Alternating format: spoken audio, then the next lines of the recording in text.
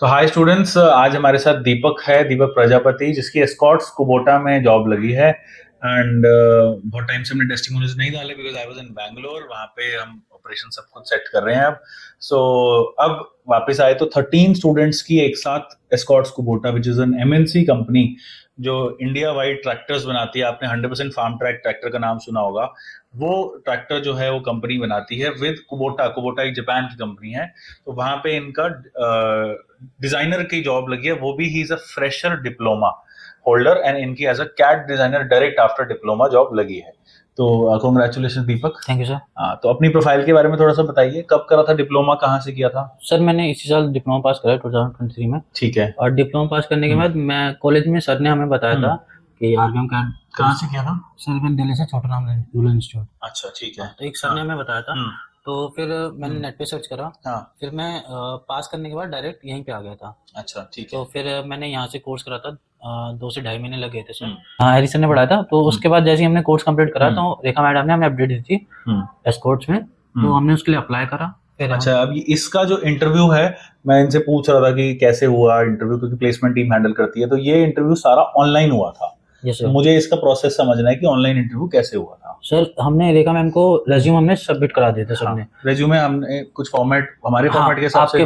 Ma'am ने हमें format बताया था एक, और उस फॉर्मेट में हमने रेज्यूम क्रिएट करा और मैम को सबमिट कर दिया। ठीक है। सबमिट करने के बाद मैम ने हमें एक मेल आई थी कोटा की तरफ से।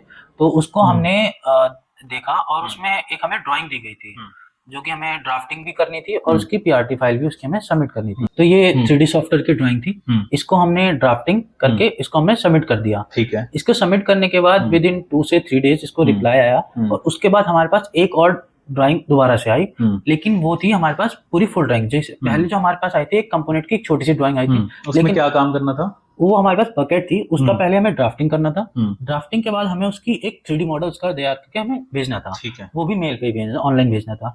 और भेजने के बाद 2 से 3 दिन बाद फिर एक और आई हमारे पास मेल। मेल में अब पहले था कि हमारे पास एक छोटा सा कंपोनेंट आ रहा था, पर वो अब पूरा ही एक कंपोनेंट आ गया, जेसीबी का पार्ट पूरा ही आपको पूरी बना करके भेजनी थी। तो उसके लिए कोई टाइम लिमिट नहीं थी। आप प्रॉपर अपना टाइम लीजिए और फिर सबमिट कर दिए। मेल से ही आपको बना के लैपटॉप पे। अब जिस पे सॉफ्टवेयर नहीं है वो कैसे करेगा? उन्होंने पूछा पहले कि सॉफ्टवेयर है आपके पास कि नहीं? सर इसमें जो भी इन्होंने रेज्यूम भेजा था ना, तो उनके पास वो सॉफ्टवेयर होगा तो ही वो भेज पाएंगे। अच्छा, नहीं मैं लैपटॉप की बात कर रहा हूँ, आपके लैपटॉप में ना होता तो? लैपटॉप में नहीं होता सर, फिर वो आपका इशू है, फिर आप नहीं भेज। तो हमारी लैब से करके दे देते हैं। आप लैब से मैम बात करके वो मैम इंस्टॉल करवा देती है आपके लैपटॉप में। ठीक है, इस तरीके से था। अच्छा, तो वो आपने सबमिट कर दिया? सबमिट कर दिया। फिर उसके बाद फाइनल लिस्ट आई, फिर बच्चों का नाम था, इन बच्चों का सिलेक्शन हुआ है। फिर उसके बाद मैम ने हमें ऑफर लेटर भेजा था। ऑफर लेटर भेजने में हमारी 1 तारीख से अब ज्वाइनिंग है। ठीक है, ठीक है। एंड कोर्स जो था आपने, जैसे डायरेक्ट डिप्लोमा के बाद प्लेसमेंट भी होती है, सीएनसी में हो जाती है। डिजाइन में तो बहुत मुश्किल है, बट सीएनसी वगैरह में तो वो क्यों नहीं करी आपने? सर कॉलेज के बाद कॉलेज में काफी सारी कंपनियां आई थी, बट सर उसमें मेरा इंटरेस्ट नहीं था पहली बात तो। सर इंटरेस्ट और सर थोड़ा सा उस लाइन में मेरे को जाना ही नहीं था। और बचपन से था कि कंप्यूटर का ही कोर्स कोई करना है। तो सर ने से हमने पूछा, काफी लड़कों को पूछा था। तो हमने पूछा तो हम पूछ के तो फिर पहले तो नेट पे थोड़ा सर्च करा कि कैसे क्या चीज होती है। फिर इधर का ही बेस्ट लगा क्योंकि ये अच्छा है, तो इस वजह से हम यहीं पे आ गए। अच्छा, और कोर्स खत्म करने में कितना टाइम लगा 2D और 3D में? 2 से 2.5 मंथ्स लग गए थे। ठीक है, ठीक है। और उसमें कितनी देर प्रैक्टिस करते थे आप? सर 2.5 महीने लगे थे। और जब यहाँ पे प्रैक्टिस में कम से कम 3 से 4 घंटे रोज करता था। और घर पे जाके तो मतलब टाइम नहीं देखता था, बट जब तक जो मेरा जो बुक थी और जो अलग से था वो जब तक खत्म नहीं हो जाता तो उसको ध्यान नहीं देता था।